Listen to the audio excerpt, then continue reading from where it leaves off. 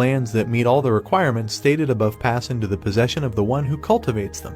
The young man raised his finger and said that, firstly, their money and labor were invested in these lands. Secondly, housing for people can be built on these lands. Thirdly, the development of long-term agriculture is possible. The man gritted his teeth in displeasure and sweated. The hero stepped forward and shoved his hands into his pockets to name the fourth point.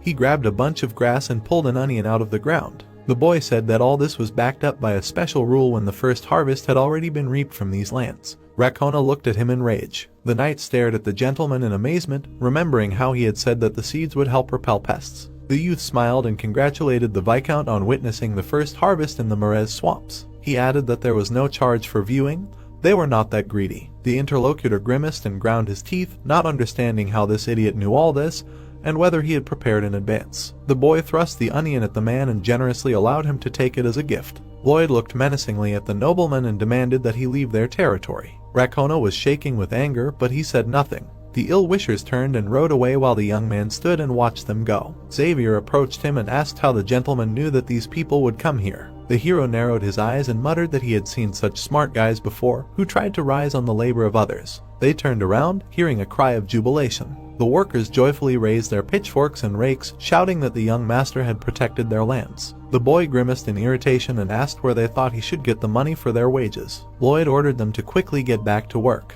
It was pouring rain, and streams of water flowed down the ditches. The hero sat, not paying attention to the fact that he was wet. Summer was over, and autumn had come, and with it the rains. The mill turned the water. He had used the modeling 100 times, but it was too early for him to relax. An umbrella opened above the young man. The boy thought that he should be completely sure that the lands of Merez were truly fertile. The knight held an umbrella over him. Finally, the sun came out. There was no water left in the dug holes. The hero